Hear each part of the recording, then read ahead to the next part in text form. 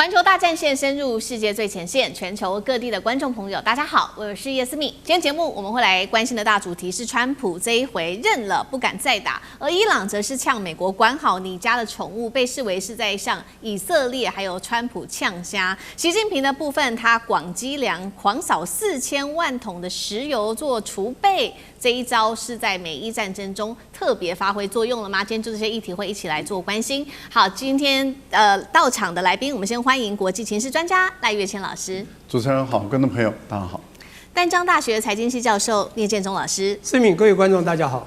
陸軍退役少將李正傑將軍。思敏好，各位觀眾大家好。好，觀眾朋友，今天節目一開始之前，提醒觀眾朋友先幫我們的影片按讚，並且按下熱推薦。希望跟我們互動，可以寫一下思敏你在哪一個城市收看，我會親自的就這個留言來做回復。再次的提醒觀眾朋友，我們的環球大戰線的會員頻道已經正式的啟動了，歡迎呢在主頻環球大戰線頻道按下加入這2個字的鍵，那麼你就可以第一時間叫其他的這個觀眾朋友，可以更快速的掌握我們的所有資訊，甚至呢可以做 Q&A， 甚至直播等等的互動，歡迎大家一起來做加入。今天節目特別關心到的是美伊戰爭的火線話題，共是3個。等一下請來賓也特別幫我們做解讀。在這個時候，伊朗開始嗆川普了。他說嗆川普說，管好你在特拉維夫的寵物。這邊指的是不是寵物就是以色列呢？所以我們看到美國立刻有了動作，隨即派兵駐到了黎巴嫩跟以色列的這個地方去。難道美國現在認為最難控制的反倒不是伊朗了，而是以色列嗎？第二件事情，我們來看到川普在聽完要攻打伊朗的作戰簡報之後，但是最後還是選擇要跟伊朗好好的談判，是不是因為他現在面臨的4大壓力，逼得他不得對伊朗讓步呢？這當中4大壓力有非常多。再來關心到的是美國打仗，伊朗現在靠着賣石油，中國囤積石油向伊朗買石油，被視為是中國大陸是這一場美伊戰爭當中最大的贏家嗎？今天就這些議題我們會一起來做關心。好，今天來聚焦的焦點就是中東情勢又出現了驚人變化。伊朗的外長阿拉奇這一次直接對美國下了最後的通牒，強調美伊在這一次的和談備忘錄已經寫得非常的清楚了。他講的話也非常的嗆，他說呢，美國啊，你應該要管好你在特拉維夫的寵物，不能讓以色列繼續對伊朗進行任何的軍事上面的威脅了。於是我們來看到來自於華盛頓郵報最新的報道，美國竟然是乖乖的按照伊朗的話照做了嗎？美國說呢，接下來川普宣布了即將在黎巴嫩跟以色列2國來駐紮最新的地面部隊，在當地直接監督黎巴嫩的武裝部隊跟以色列的國防軍在這之後的行動。擔心的就是美伊戰爭這個和談一旦破局的話，會不會又引爆了區域的各種的戰事？所以呢，美國決定最新的消息是要駐地面部隊在這2個地方。更關鍵的事情是，這個川普繼續的讓步嗎？他在聽完全面攻打伊朗的軍事的簡報之後，還是選擇繼續跟伊朗談判，甚至呢向幕僚鬆口說，就算這個談判有關於現在最卡關的核協議的問題呢，要拖到8月18號，這都不是問題。他認為說沒關係，我們就慢慢談好了。結果呢，美國總統、副總統范斯是立刻揣測了川普的意思。他說，現在川普的意思就是說，除非真的必要，川普並不想讓美軍再重返戰場，原因就是因為美國現在面臨的4大壓力實在是太多了。尤其我們看到美軍基地不斷的被攻擊，包括了巴林卡達、科威特、阿聯的美軍基地，他們擔心會再度的成為伊朗的箭靶。再來就是荷姆茲海峽了，會不會又再次的失控？還有以色列可能趁火打劫，擴大戰火，讓美國再繼續的深入在中東的泥淖當中。最後是美國現在要面臨的油價的問題、通膨的問題，其中選舉的問題，都會持續的吞噬川普。所以今天節目一開始，先來請教李將軍怎麼看了這一句話：伊朗外長嗆川普要管好你的寵物，並且我們看到川普立刻是說要派兵駐紮黎巴嫩、以色列。現在美國最大的敵人看起來不是伊朗，難道是以色列嗎？那美國派兵是為了震懾伊朗，還是要來嚇以色列的納坦雅胡？將軍怎麼看？我們要知道，這次美國跟伊朗和談最大的一個變數就是以色列哈。我們看到他們簽的所謂和平協議 MOU 裡面，其中有一條就是說伊朗要求，如果說要達到這個停戰的話，必須要全線停戰。全線停戰不是指伊朗這個波斯灣這邊，而是包括到了這個黎巴嫩真主黨這個位置哈。那這場戰爭我們應該都很明顯的可以看出來，這場戰爭想要打的其實上是以色列，倒不是美國川普。美國川普是這次被納坦雅胡騙了去打的這場仗，大概得到一些錯誤的資訊跟情報哈，這個川普貿然又投入這場戰鬥。但是川普打到現在，他發現說，這場戰爭本來就是以色列自己要打的戰爭，而不是美國要的一場戰爭。我們從什麼地方可以看出來呢？從這次美國跟以色列這場戰爭裡面，美國跟以色列的戰損是不成比例的，也就是說，是美國在幫以色列打了伊朗。我們看到美国，它光戰機哈，這個損失了42架以上啊，原來42架，後來好像又裝了3架的 MQ9，我自己算了一下，大概有到45架。那美國來講，為了協助以色列的防衛，動用了將近上千枚的愛國者3哈，也動用了上千枚的戰斧型巡弋導彈去攻擊這個伊朗這個國家哈，然後動用了2個航母戰鬥群。那試問一下，我們從這次之中，你看到以色列有任何戰損嗎？沒有哈。以色列把美國拖進去打伊朗以後，以色列幹嘛？以色列專心來打黎南地區，因為對他來講的話，所有的戰略目標選擇哈，是優先打以色列比較重要呢，還是打黎南比較重要？我跟你講，打黎南比較重要。為什麼呢？因為我們軍事上有多重目標的選擇。多重目標選擇，第一個你要選擇要打的一定是對你威脅最大的目標。那試問一下，伊朗本土對以色列威脅最大，還是黎南的真主黨對他威脅最大？我認為是黎南的真主黨，因為他就在他國境以北嘛，他隨時他的火箭炮就可以攻擊他的這種以色列的本土海法這些地區，所以他認為他優先要打的一定是黎巴嫩真主黨，所以讓美國去對付伊朗，他自己專心去打黎巴嫩真主黨。那第二個，我們優先目標選擇第二個是選擇什麼目標呢？好打的目標，你要優先打伊朗本土好打，還是黎巴嫩真主黨好打？當然真主黨好打。真主黨自從這個敘利亞這個阿薩克倒台之後，這個伊朗的物資沒辦法送到黎巴嫩真主黨，再加上這個黎巴嫩真主黨前年因為 BB 扣的斩首行動，讓造成他很大的一個損傷，所以黎巴嫩真主党是最好擊滅的目標。所以以色列，我認為他就伊朗本土跟黎巴嫩真主党，他優先打黎巴嫩真主黨，然後伊朗交給誰？交給美國去打。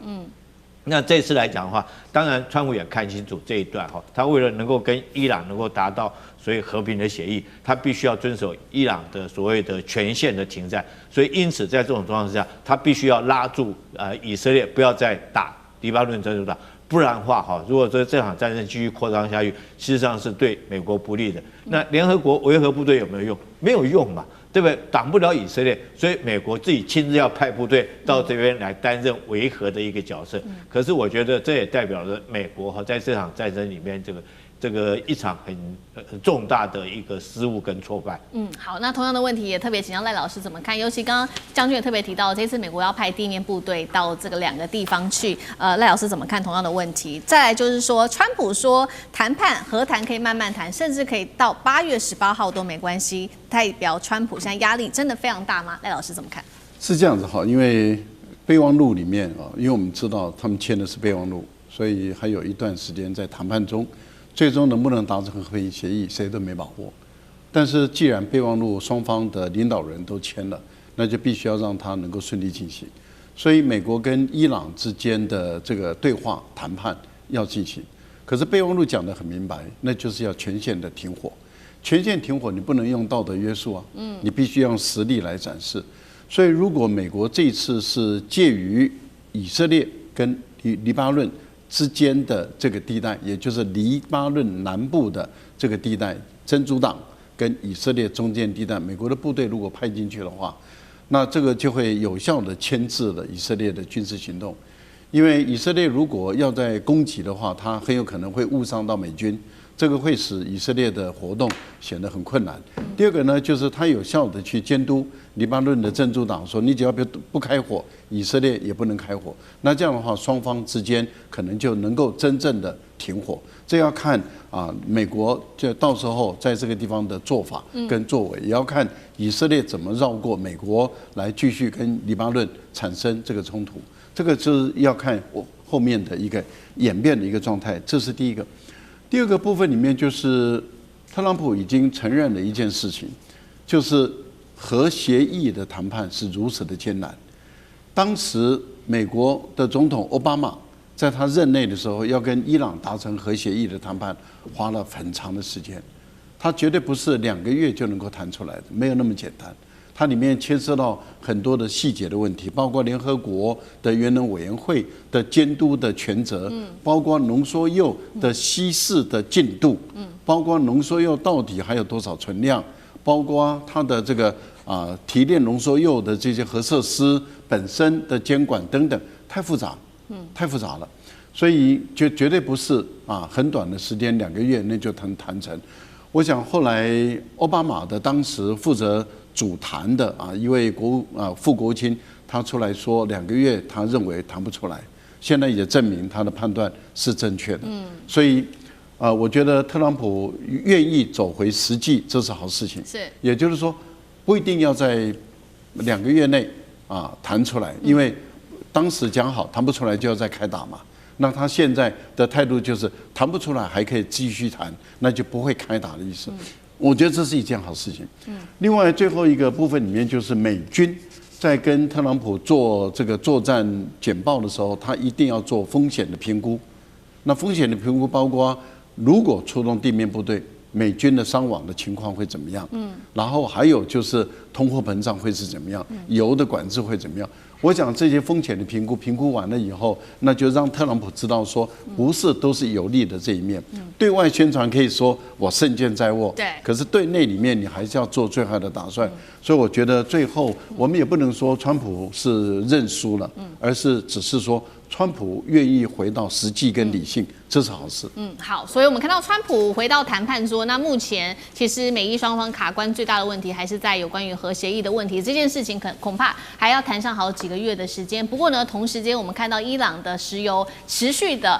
在向世界各地在出口當中，而且現在被說呢，目前為止最大的受益國就是中國大陸，因為呢，在過去短短的2週之內呢，出口給中國大陸的就有4000萬桶的原油。美國的財長貝森特坦承說，現在敢買伊朗原油的就只有中國大陸了，那麼就會被顯得非常的諷刺，因為我們看到在美伊戰爭爆發到現在，這個美國的損傷如此的慘重，那中東它的基地被夷為平地之外，全球油價也受到震盪，結果沒有想到現在呢，伊朗還可以繼續的賣油，中國還可以繼續的買油。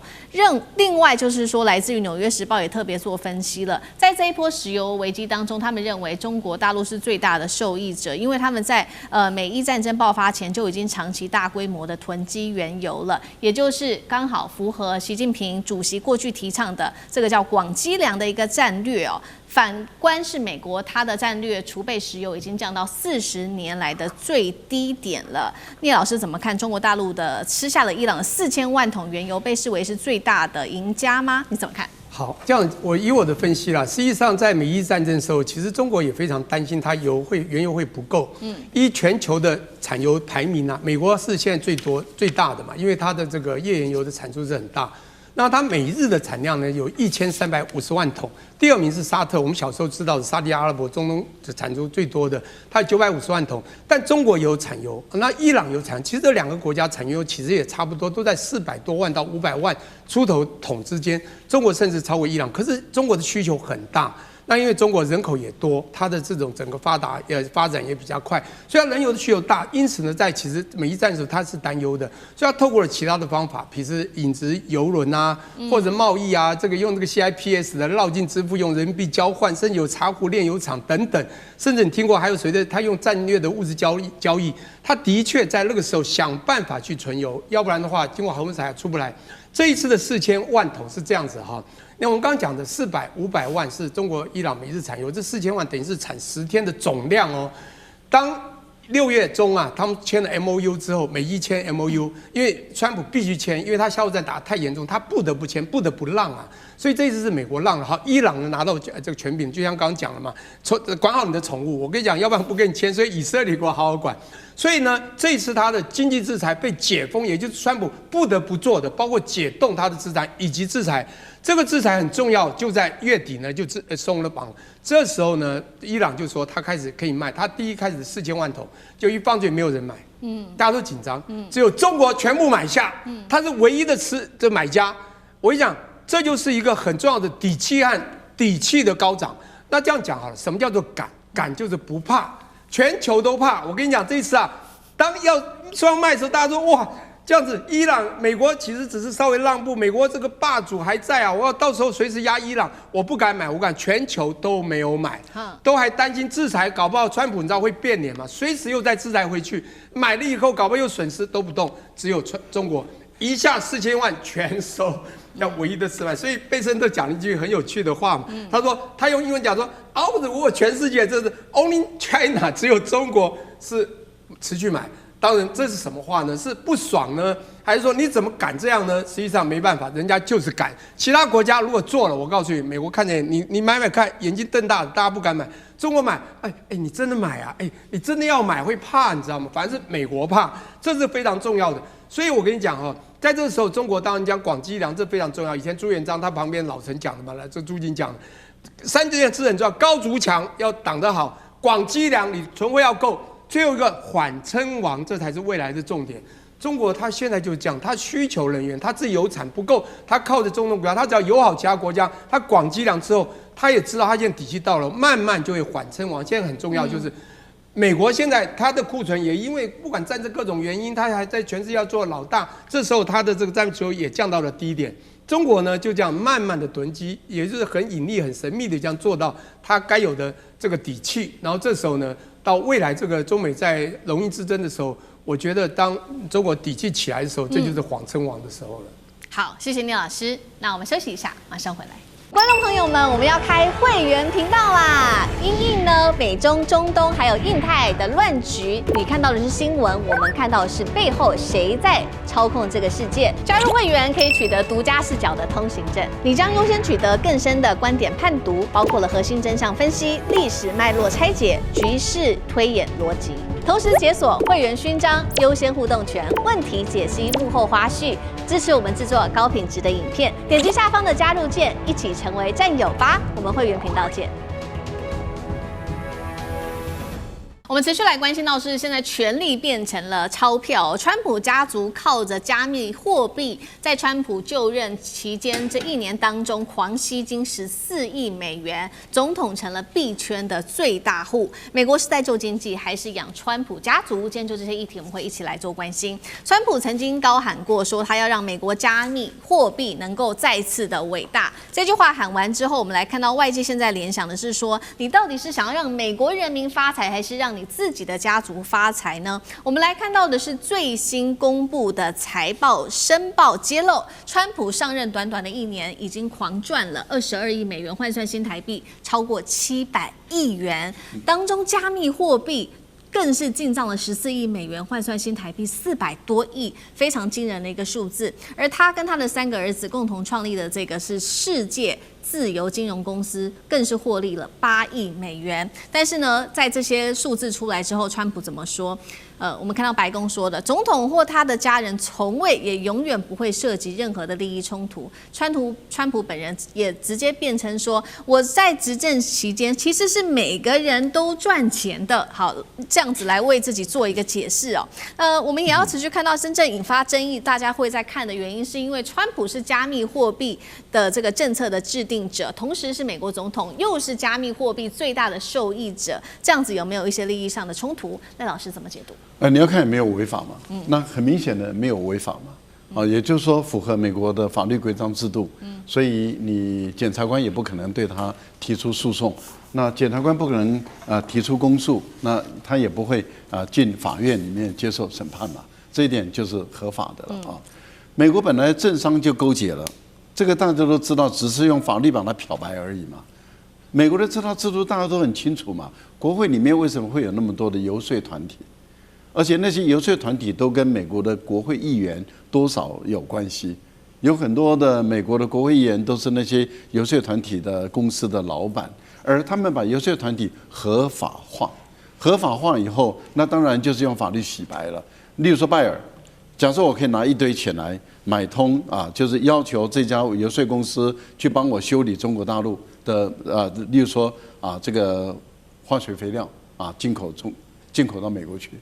那我花錢給游說公司，游說公司背後的老闆可能就是美國的參議員、眾議員，然後他們就在就是利用他參議員、眾議員的身份，跟美國的进口或者美國的商務部說，哎，你這個部分裡面我們的拜耳公司這個當然是德國的哈，這個拜耳公司都說大陸有進口這些這個有傾銷、有補貼所以我們要對他反傾銷稅，要給他課稅。那美國的行政部門或者商務部就說，那如果你要我對他課稅的話，我要經過調查，那你哪個法案給我通過？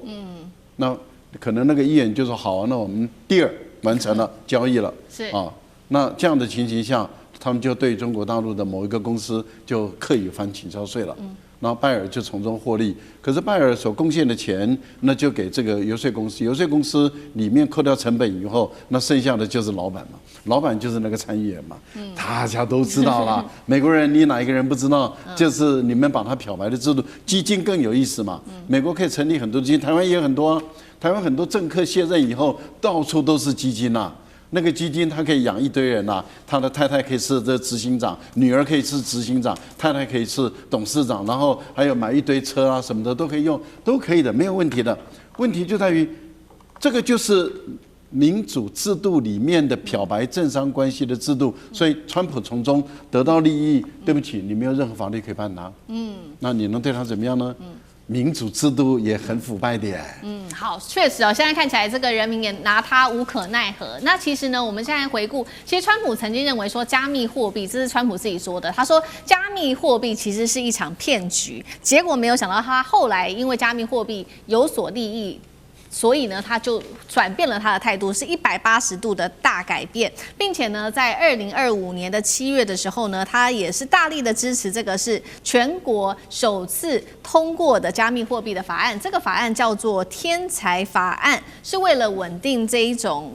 穩定這個加密貨幣做的一個監管制度被視為是當時呢，比如說加密貨幣還是一個比較邊緣的產業，正式的升為一個國家級的戰略產業。但是我們看到川普在獲利這當中，其他非常多相信川普的支持者，卻是在市場當中慘遭套牢。那聶老師怎麼看？OK， 講這個加密貨幣我們在這個財經裡面，大家都知道，傳統貨幣已經變形了我們經過這個貨幣的革命，現在的確 cryptocurrency 呢，的確受到全球的青睞，尤其這個中本聰2008年底他創造出了所謂的這個挖礦的式的這加密貨幣未來在這個4年有21000每一次2000億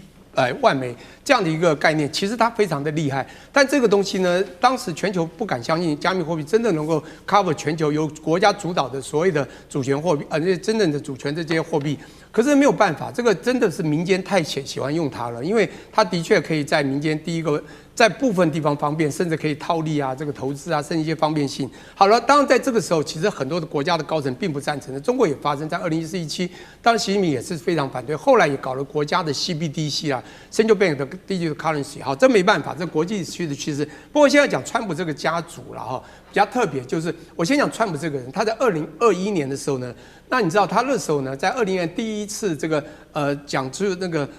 人家採訪他在福斯Fox Business 這家媒體講說，我很不喜歡加密貨幣，他根本就是一個騙局就開始用 scam 這個字來形容，你知道嗎？他說對，的確是也影響了很多人。可是你知道嗎？他突然呢轉向，最主要轉向當然是有原因的就因為他拿到權力，第2次當選之後因為在2021年大家知道他那時候已經下任了不是，他那時候是拜登在執政。他上任之後呢，他強力擁抱而且支持。我講這在2020年開始的，那這是2年前。這時候呢，他爭取為什麼有2個主要的原因？爭取叫幣圈選票。玩幣的人越來越多，他發現很多，他是一個聰明人，他很喜歡搞這種小科技，你知道。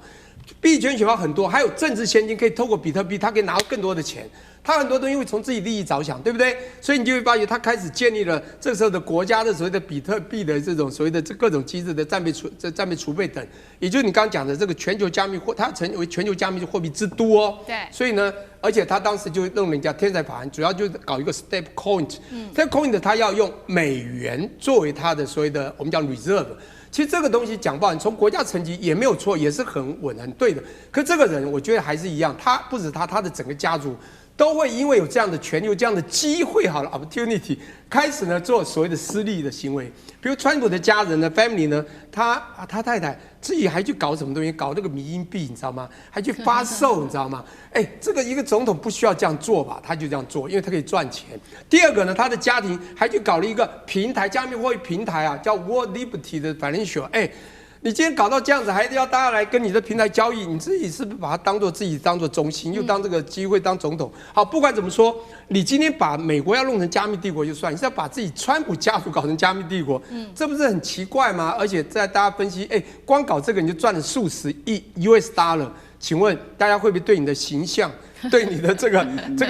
而且還有一個很重要，他在做很多動作，他從他的話語，從他的這個social media，他很多東西是操作的。你知道，在股市中，你如果有操作行為做假訊息，這是違法，你知道嗎？剛剛講到法律問題，他很多動作其實都可以被質疑的，但是他在這個位置，講吧，最高位，我們台灣的政府在最高位，你可以封存你的東西，沒有人敢看，就沒有人敢看，一樣的道理。所以，但他下來，我覺得這些都會是問題。好，這是加密貨幣的這個現在川普所面臨到非常多的爭議。其實呢，不管是加密貨幣或者是股市，我們現在也要看到川普在這個股市當中也是狂撈一筆，也是引發了非常多的争議哦。尤其《金融時報》這邊特別做了一個報道，說光是在去年2025年申報的筆數當中，就已經超過了22000多筆，8個賬戶投資賬戶在進行操作，其中7個賬戶主要是追蹤美股大盤，但是第8個賬戶這個就是積極型的投資了，包括買什麼呢？買藏壽司的股票，買美国的國防股，還有川普最喜歡重壓的就是各種的科技類股哦。CG 上面我們看到他買的包括有這個微軟，買最多金額7000萬美元，剩下還有輝達、蘋果、亞馬遜、博通，這些都不是重點，是買的這個時機就是最大的重點，引發爭議了。比如說呢，他去買輝達的股票。這個時候，他就正好親自宣布，輝達跟超微同意將中國市場的 AI 晶片銷售額15%交給美國政府，換取對中國的出口許可。這是第一件事情。第二件事情，他買蘋果的前幾天呢，蘋果才剛宣布會加碼1000億美元在美國的投資，買的時機也引發爭議。酈將軍怎麼看？連拜登哈，我們都認為說是拜登是不是這個失智了哈，腦袋不清楚，因為他本來要選總統的，後來他連代表民主黨他都這個沒有能力，民主黨都不讓他出來繼續擔任連任，擔任這個候選人哈。但是連拜登突然在前2天這個腦袋突然清醒了，他罵川普是 loser。除了罵川普是 loser 之外，他還罵川普是什麼？是美國史上前所未見的，整個川普政權是前所未見的貪腐的溫床。我想連拜登都講出這種話出來的話，那可見的川普在這些事情所做的事情，我相信包括所有美國人都看得出來了。那這個拜登講這話絕對是有感而發，一定是看到很多的事情。我想連拜登都看到，那包括到美國來講，包括到這個不管是這個政党，你是民主黨或共和黨，甚至一般民眾都看得出來。其實川普哈，这個我現在懷疑他的角色，你現在到底是以擔任美國總統為主，還是擔任你整個企業的操守為主哈？那如果說你擔任美國總統，你應該有擔任世界這個領袖的風範，有大國應該負的責任哈，或者是將美國的安全置於最優先的考量。可是川普從就任到現在，我們看到他完全是以炒作他的事業、炒作他的金錢為依歸。他到現在可能還不認為他是美國總統，他只是除了說是跟各國來收取禮物之外哈，這個然後利用各種的政策來圖利他自己的公司。事實上，我們不要講說是加密貨幣了哈。這次來講，光股票的投資，你都知道，他利用他種種的職權，然後每次，譬如說他核准輝達可以去賣 H20的這個晶片給中國的時候，他自己就去買了這種 NVIDIA 的股票嘛，哈，包括到他這個要自己買了買了這個蘋果的股票之後，他就去加碼，說是政府要投資蘋果的股票，所以都給這些公司創造利多，然後他之前先買了，這很明顯的是，如果說我們以股市的術語來講的話，就是內線交易嘛。那你美國當總統，美國總統自己擔任內線交易的一個操守，那全世界應該怎麼辦？其實不只是他這股票加密貨幣，他連打仗他都拿來當做他炒股的一個機會。是，我們看到。你記不記得，在去年他當總統的時候，他借着所謂的這種這個炒股之後哈，他把他的朋友都找來，那些華爾街有錢的人找來，就每一個在那邊問。我记得那個鏡頭就你賺了多少？你賺了多少？你賺了多少？就是在利用的機會讓這個股市操作有機會去賺錢。那他的朋友都賺到錢，你認為他沒有賺到錢嗎？那這次美國跟伊朗打仗，我們也很清楚看到，每次這個要核之前，他就是去買了股票，然後馬上第二天核了，股票就漲上來了。那他要把股市打压下去，他就開始發動攻擊，股市又打压下去，他就去這個逢低搶進，然後完了以後逢高再賣出。我說好幾波，他都是連美伊戰爭，他都可以拿來當做他炒股的一個這種手段跟方式。那美國之所以會變成這樣，我們真的要去思考，究竟是美國制度造出了這種總統，還是美國有這種總統會讓美國走向敗亡？好，謝謝酈將軍。那我們休息一下，馬上回来。觀眾朋友們，我們要開會員頻道啦！因應呢美中、中東還有印太的亂局，你看到的是新聞，我們看到的是背後誰在操控這個世界。加入會員可以取得獨家視角的通行證，你將優先取得更深的觀點判讀，包括了核心真相分析、歷史脈絡拆解、局勢推演邏輯。同時解鎖會員勳章、優先互動權、問題解析、幕後花絮，支持我們制作高品質的影片。點擊下方的加入鍵，一起成為戰友吧！我們會員頻道見。好，持續要來關心到的是，北京現在全面出手了，做了什麼呢？稀土這一次卡關，不只是日本而已，還包括了美國，現在可以說是全線告急了。同時呢，印太的同盟是否鬆動呢？今天另外也會關心殲10C 有沒有可能也進入到歐洲國家，中國大陸的殲10賣到歐洲國家去，直逼北約呢？今天就這些議題，我們會一起來做關心。歡迎觀眾朋友留言跟我們一起做互動。如果您認為這一次中國大陸對日本跟美國的稀土卡關能夠重創這兩國的產業，留言寫1。如果您認為說，這個影響其實還要再觀察，還在持續的發酵當中，那麼其實可以留言寫2，來跟我們一起做更多的互動。今天3個火線話題一樣，我們會請來賓來特別幫我們做解答。首先看到第一個，中國大陸的稀土禁令一下，逼日本首相高市早苗這一次呢是急奔印度了。那麼等一下會來關心到說，不只是日本拉起了警報，產業界包括了全美的軍工是不是也面臨拉警報的危機呢？現在北京手中最有利的東西是不是就是稀土，甚至比航母還要更可怕的戰略武器呢？這是第一個問題。第二件事情，我們剛剛提到的日本，他於是呢高市早苗跑到了印度，希望跟印度一起合作，打造亞洲的軍工聯盟。印度則是在這個時候呢開始高度的懷疑美國，喊出戰略去美化美國主導的印太盟友體系是不是開始在這當中，我們看到有一些裂縫了呢？中國会不會趁勢的來瓦解美國圍堵中國的戰略布局？這是第二個問題。第三個問題，今天會來特別關心到是塞爾維亞的總統。他特別宣布的說，他會來採購，這是最新消息。中國大陸的這款飛彈 NQ9，那再加上之前其實有買 CN400 AKG 等等，現在最新的消息是說，有沒有可能除了買飛彈之外，接下來會引進中國大陸的殲10C賣給塞爾維亞呢？如果真的成真的話，那是中國的戰機首度的攻進到歐洲國家去，會直逼北約防線嗎？今天就這些議題，我們會一起來做關心。好，這一波我們來看到中國大陸對日本、美國的稀土制裁，可以說呢，已經正在逼全球的軍工產業重新的站隊排隊。中國大陸我們看到它沒有發射任何一枚飛彈，對於日本跟美國的影響重挫有多大呢？首先，我們前幾天談了非常多，對日本就是它的原料斷裂的一個風險。那麼對於美國來說呢，美國來說的話，它是重挫了。美國對他做的限制是將2大稀土企業呢，還有包括了10家實體企業都列入了制裁名單當中，導致美國不管是在軍工、晶片，甚至是新能源產業上，現在說也是全線的告急了。所以呢，在此刻我們看到高市早苗急奔印度希望呢聯手印度一起打造這個去中國化的稀土供應鏈，這是第一個就產業他所做的事的一個事項。第二件事情是說，在軍工方面，他們要一起共同開發 AI 軍用無人機，但是高市早苗希望和印度合作，但是印度呢，它有没有這樣子的意願呢？因為印度現在呢開始喊出要去美化的一個戰略目標，原因其實有2個。第一個原因就是因為呢，美軍啊，我們看到在美伊衝突之後，美國迅速的修復跟巴基斯坦的關係。所以讓印度開始懷疑美國的態度了，這是第一個。第二件事情是美軍更正式的更名，把印太司令部改成呢，包括了這個太平洋司令，所以印度呢已經開始懷疑說，是不是華府正在質疑印度的一個重要性已經不再如此的重要了，要喊出戰略去美化呢？換句話說，如果說印度它已經降低對美國的依賴，那麼日本找上印度做的這個印太軍工聯盟也會充滿變數，是這樣子的嗎？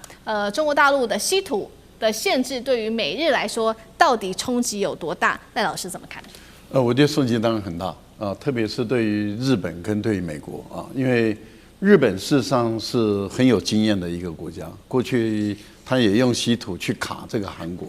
然後他跟中國大陸爆發了這個衝突以來啊，中國大陸也曾經用過稀土去卡住日本，日本花了10幾年的時間解決不了稀土的問題。所以高市早苗現在的這個行為、這個動作都是一個姿態，它解決不了現實的問題。G7 開會說他們要稀土去中國化，要去擺脫對中國的依賴，目標定在2031年，5年後。但是問題就在於去中國化依賴多少？他們說盡量降到60%或者50%以下，所以等於是還是有50%以上要依賴中國大陸嘛。但是問題就在於5年、6年以後能不能做得到？我們一般客觀的估計還是做不到。這個牽涉到很多的問題，採礦的技術問題不大，但是提煉呢、設備呢、人才呢？而你歐美的還有包括日本，你的大學、大專院校裡面，你根本已經沒有這些科系，也沒有這些人才的儲備。更何況就是歐美的國家有多少個孩子願意去讀這個系呢？能進這個系呢？你老師都找不到，然後他們還考慮到未來你這些科系它本身的這些公司它的發展跟事業跟前途，因為現在中國大陸佔有絕對的優勢，不管是儲量，中國大陸佔絕對的優勢，生產製造量，全世界依賴中國大陸幾乎是70%以上，然後在重稀土這個部分依賴到90%，那這樣的一個情形下，中國佔有絕對的優勢，它可以通過市場的機制來調控，會使這些歐美的稀土企業它的發展根本沒有空間嘛。那你一直靠着政府補貼的情形下，這個企業的利潤是有限，它的前途是有限的。有哪些頂尖聰明的孩子要去考這個有關於冶煉學系，沒有人要去讀。那你老師也找不到，學生也找不到，研究生也不在。那你請問一下，你去哪裡找這個人才？所以都在空口說白話，都在擺姿態。我個人認為這是人類世紀的最大的詐騙集團。用政府人民的血汗錢去養這一些企業，這些企業再把利益輸送給這些政治人物，錢撈光了以後，最後說我做不到，沒了，一拍兩瞪眼，還是跟中國大陸買，這是必然的趨勢。現在的情況是因為日本撐不住了嘛？美國事實上軍工企業也撐不住了，4架戰機只能生產1架 F-35戰機。那請問一下，它如何去量產它的 F-35？F-35都是如此的，雷達、導彈系統更是如此。所以美國有問題，日本也有問題，而美國還在擺姿態說我要對你中國大陸的企業那麼列出清單來。中國大陸是一次就給你做動作了，馬上宣布。而且立刻實施，那你美國才知道說你原來是在擺姿態，但是中國大陸是跟你玩真的。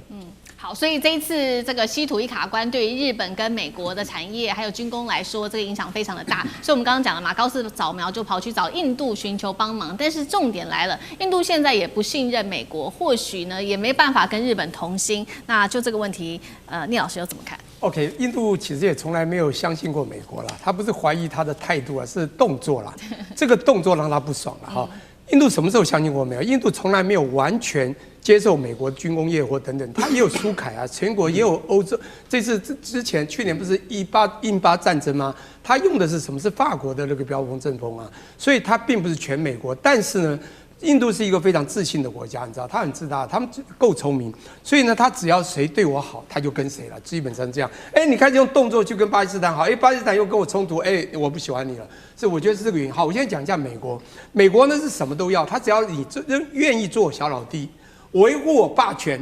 我就對你好。然後這次出現一個問題，巴基斯坦這個比較有趣的國家。巴基斯坦當時他的很多軍力在跟印巴戰爭的時候是靠中國戰勝，我講殲10，還有這個 PD-15，這個大家都知道。好，那當時戰勝之後，當然大家知道巴基斯坦它有它體系的背後軍事有中國撐腰，可是巴基斯坦其實它的心靈也是很靠美國的。這一次的美伊戰爭，其實巴基斯坦扮演非常重要的角色。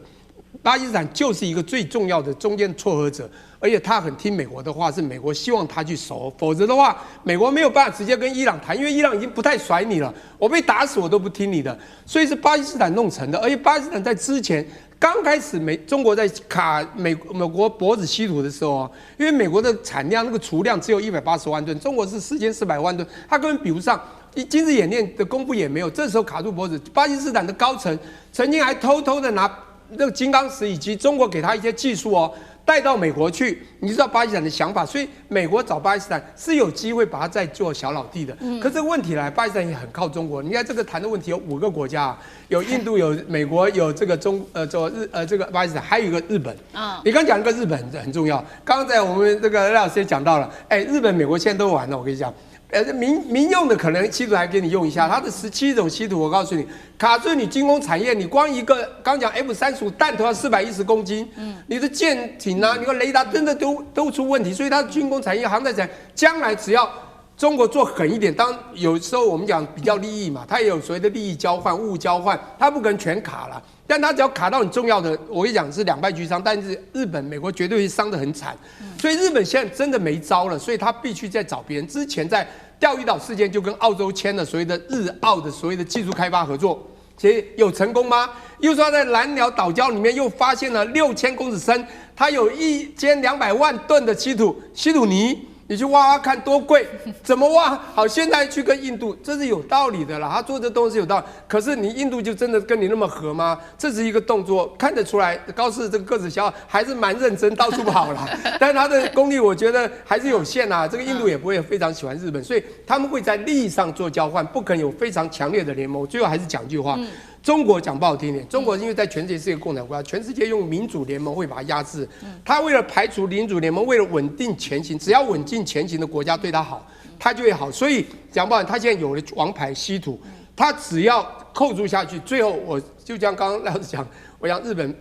美國可能都會沒轍，未來可能中國只要他穩健的走下去。這些國家他也不要得罪你，好好的對你，那麼該給你就給你。我覺得走下去，中國真的會在全世界走到一定的高度的水位。好，中國大陸用稀土卡關，包括了美國跟日本，確實已經重挫到這個2個國家的軍工產業。那另外一方面，同樣也是軍工產業，中國大陸呢，它的飛彈正式的邁進去的這個國家就是塞爾維亞，因為呢，最新消息是來自於塞爾維亞的總統最新宣布的，他說，他會採購中國大陸的 MQ9這個遠程防空系統，再加上之前買的 CN400 AKG 超音速飛彈，現在傳出來說，塞爾維亞下一步會不會也可以買到大陸的殲10C 呢？如果真的成功買入的話，代表中國的主力戰機首度的等於是部署到了歐洲國家，當然了，等於是直接跨入到了北約的家門口，這時候北約也就在威脅這個烏克奇說：“你不要做這些輕易的舉動。”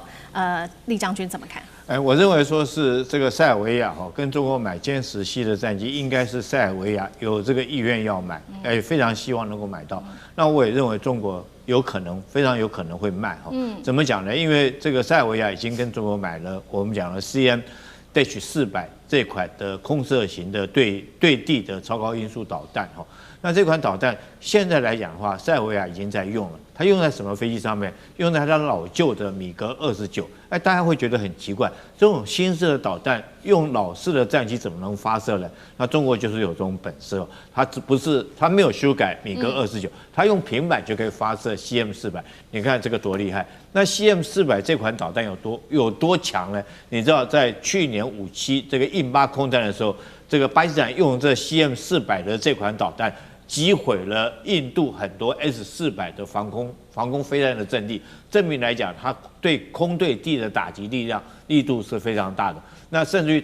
在當時他用這款導彈威脅到了印度，讓印度的這種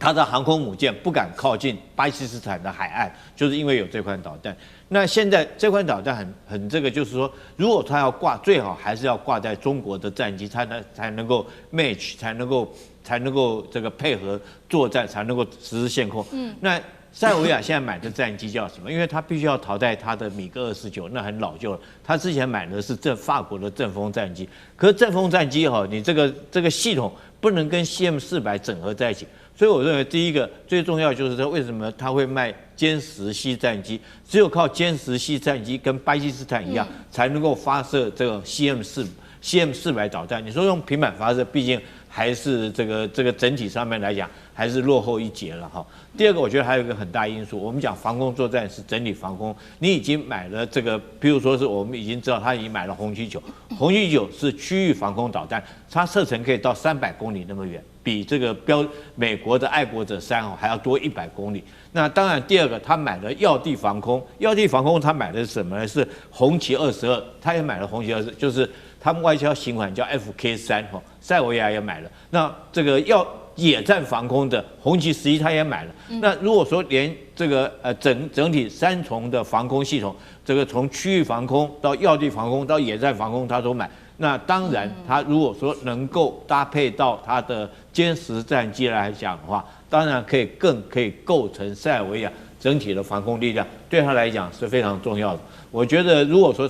中國都已經把這幾款導彈賣給他的話，那歼10系的戰機賣給他的可能性是非常高的。好，謝謝李將軍。那我們休息一下，馬上回來。觀眾朋友們，我們要開會員頻道啦！因應呢美中、中東還有印太的亂局，你看到的是新聞，我們看到的是背後誰在操控這個世界。加入會員可以取得獨家視角的通行證，你將優先取得更深的觀點判讀，包括了核心真相分析、歷史脈絡拆解、局勢推演邏輯。同時解鎖會員勳章、優先互動權、問題解析、幕後花絮，支持我們制作高品質的影片。點擊下方的加入鍵，一起成為戰友吧！我們會員頻道見。好，接下來我們要來關心到是未來的戰場，當然無人機非常的重要，而中國現在打造的就是體系化的這種無人機的攻防閉環。等一下我們會來看到特別的幾款武器，當中包括了有這種卡車式的電磁彈射，它可以隨停隨射。另外，等一下也會來看到的是百架的蜂群，可以在3秒鐘就發射1枚哦。再來就是呢，反無人機的黑科技利劍、雷射可以做到4秒擊殺。今天就這3個武器會一起來做深入的一個解析。好，未來的戰場越來越像科幻影片了。今天特別來看到3個武器，都是中國大陸這邊呢最新的發布。第一個我們要來看到的是 The War Zone 美國的軍文網站特別發布的，說大陸現在有一個最新的卡車式的電磁彈射的系統。接下來呢，這個無人機不像在過去，你是需要這種跑道還有發射架跟這個固定的基地的，這樣子做，其實你很容易被發現到，就被擊毀。他現在說呢，它可以放在卡車上面，快速的做拼接、機動的部署，而且呢，隨時停下來之後，你就可以做發射。無人機變成這種發射點，成為了移動式的一個蜂巢，可以大規模的進行一個攻擊。第二款的系統，我們要來看到這個是無人機的第一款，第二個是阿特拉斯的蜂群作戰系統。好，它主要是呢蜂群2號的陸戰車、指控車跟這個保障車，可以讓近100架的無人機形成一個密集的編隊之後，進行這種自主識別、協同圖防做精準打擊。好，重點來了，這個100架的蜂群可以3秒一發，並且呢，它還可以先干擾再圖防，最後做精準的的獵殺。最大的優點就是它的成本非常的低，可以做這種高密度的無人機的饱和攻擊。這是第2款大陸的無人機系統的一個攻擊體系。第3個，今天要來看到就是這個航母9天了，可以攜帶的是這種重型的飛彈，而且它在空中呢，因為這邊它可以在這邊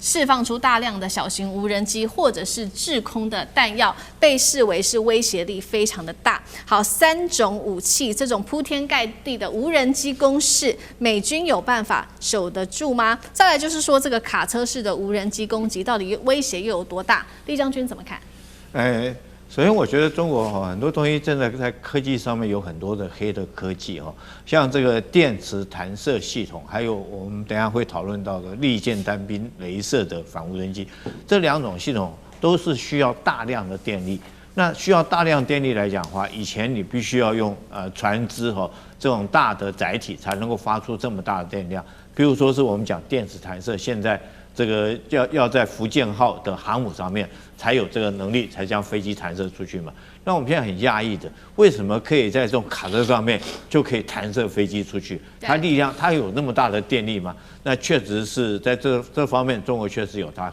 黑科技。那這種電磁彈射無人機，我相信這個就不是跟伊朗的那種這個卡車所攜帶的無人機，這個劍聖者136，那差別就很大了，那是不同等級的。為什麼劍聖者136它也是無人機，可是它一個發射架上面有好幾架，一架一架發射出去。那我相信它既然用電磁彈射，代表這架無人機的載重是比較大的，體積也比較大，所以它可以用電磁彈射。那電磁彈射好處是說你找不到它源頭。我們都知道，美國現在它在武器上面要發展很多的所謂的導彈，包括到戰斧行星巡弋導彈暗鷹無人導彈甚至於 AGM-158空射型的導彈，都希望能夠做源頭打擊。就是我發現你陣地之後，我將你擊毀。可是像這種卡車走的你就找不到它源頭。它這邊發射完以後，它立刻就變換陣地，到另外一個地方它又發射出去。那最可怕的是，這3秒鐘發射一架，它可以同時發射。它有三架的這種陸戰車就是3架車子，然後有一架是指揮車，有一輛保障車，保障車就是後勤維修整備的這車輛，整個為一個 team 一個工作。那一次出去，如果說是3架一起發射，可以到90幾架。你知道這90幾架不是個別攻擊，它是互相會。它用 AI 系統互相會搭配協調，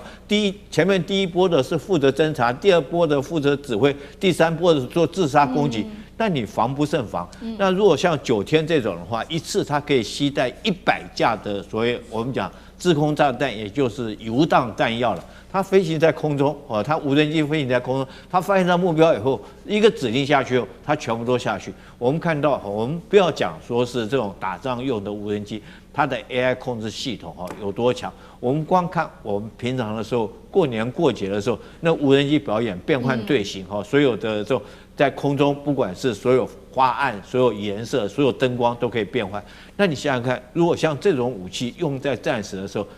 它有多可怕？它第一波就把你的所有防空導彈消耗掉了，第2波再對你攻擊那以後的戰场確實是無人機改變整個戰爭的規則。以前來講的話，可能這個美軍可能它技術上面會有領先，譬如它愛國者非常的精準，可以擊中遠端的這種導彈。可是現在來講的話，從伊朗這次的戰爭，我們看到這個有時候這技術高端不是戰爭決勝的關鍵，而是量反而是一個很大一個關鍵。那這是伊朗，它不就是它普通的劍聖者136可以把美國打得一塌糊塗的，包括美國在波安的所有基地到時候都遭受到攻擊。那現在如果說中國有這種電磁式的無人機，有這種9天無人機，我想這個它的技術一定更領先伊朗。那對美國來講的話，如果中美發生軍事衝突，那美國有的苦頭吃了。好，那同樣的問題也特別請教賴老師又怎麼看？另外是說，這個要打美國的航母，如果說再加上中國大陸的這些無人機技術，再加上長鷹8，對於美國航母的威脅又會有多大？那賴老師怎麼看？基本上美國已經承認中國大陸已經完全有能力建立起區域拒止的能力那也就是說，所有的航母進入2500公里左右。他們基本上沒有幸存的可能性，這是赫格塞斯在公開演講裡面他自己講出來的。也就是說，美國把所有的航母戰鬥群都壓進來，那麼只要靠近中國的海岸線2500公里，它基本上都會被中國大陸整個摧毀。這個摧毀的方式裡面，除了用各類型的這種地對艦、空對艦、海對艦的這個導彈以外，它本身也包括了各類型的無人機的一個攻擊。中國大陸的無人機的發展本來在全世界它就是領先了，而且是獨步的。你看看現在全世界哪一個國家不用大疆？所以大陸的民用的無人機跟軍用無人機，它軍民兩用是相互支援、相互融合的。現在很多人又忽略了一個問題，就在於說大陸的低空經濟是正在如火如荼的發展中。很多的省份都已經在發展它的低空經濟。這個低空經濟，也就是說，它是屬於這種垂直升降的的這種多旋翼的這樣的一個發展中，在1公里左右的高空，在1公里的低空，在這個地方來進行，而且它本身的載彈量、吸重物資的能量是很巨大的，速度又非常的快。他們打算把它用在改善解決人的生活的問題，也就是交通的問題，甚至包括物流的問題，包括我們已經看到，我親眼看到過，我也到過他們的這種低空經濟的公司、企業、科學園區去參觀，不得了的，他們的載彈量很大，他們的載重量很大。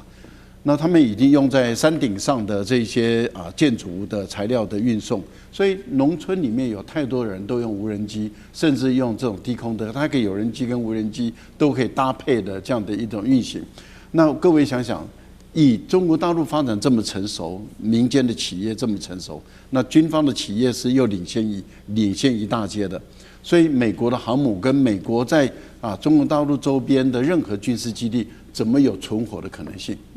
不管是航母移動的，甚至在於日本、朝鮮、韓國或者是在菲律賓所有的島嶼的美國的軍事基地，其實都是在中國大陸無人機各類型無人機的有效的攻擊跟打擊範圍內，你根本無法攔截嘛。你航母的導彈，你說100-200枚防空導彈，但是我給你1000架的無人機，你攔截得下去嗎？根本攔截不到嘛，因為你的防空導彈都打完了，你用機槍掃射也沒有用，你還是要挨到攻擊。所以我覺得這個戰爭，其實我覺得烏克蘭的專家看得很明白了，沒有勝算了。好，我們看剛剛介紹的都是在中國大陸這種攻擊型無人機哦，我們看到了3款的黑科技。那我們也來看到說，不只是這種攻擊型的無人機，還有呢要會打下無人機的系統，中國大陸這邊也有哦。所以我們今天來看到的這款是叫做利劍的單兵雷射反無人機的武器。大家會覺得說，是不是在科幻電影裡面才會出現？但事實上是現實也有哦。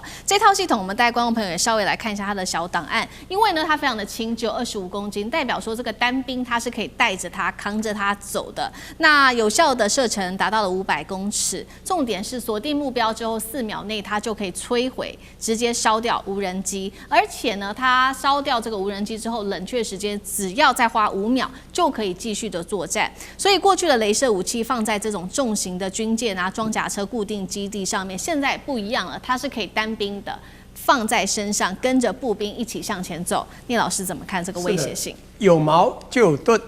能夠攻就要能夠守哈。那之前不久就想到無人機的發展之後，中國就做出了非常多的雷射反制，整片反無人機、末端反導等等。當然，它有蜂群進攻，甚至有龐大無人機的進攻的產能。但重點是防真的非常重要。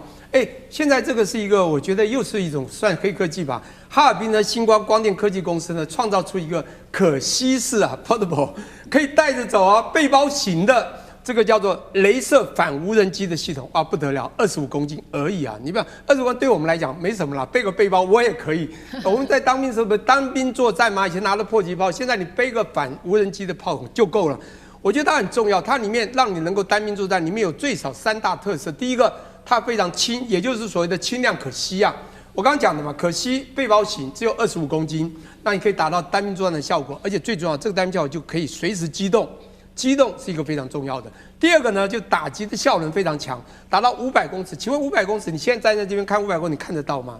你跑100公尺都要跑10幾秒唄，快的話，我跟你講500公尺不短的。我跟你講，一個這樣子20公尺達到500公尺。最重要的是它的打擊效能，是它可以精準射擊，鎖定目標，這才重要。它4秒鐘就把你燒掉，而而且5秒鐘繼續打。我跟你講，這個厲害了哈。最後一個，它實戰部署。你說它貴嗎？也不貴。當然，這樣的一個黑科技，當然要有點價格。它200萬人民幣，當然台灣也要這個台幣大概900多萬了哈。不管怎麼說，你買一個法拉利還便宜。反正這個東西，因為在戰爭裡面非常的需要，所以我覺得這樣的出現不得了。當你反觀美國，又是另外一個問題。你會發現，現在很多黑科技中國起來，美國都在學哦。2年前我看到 Hexsight 當時國防部改戰爭部的時候，現在就改回國防部嘛。他當時在五角大廈拿那個無人機，那個 drone 說我們要發展無人機。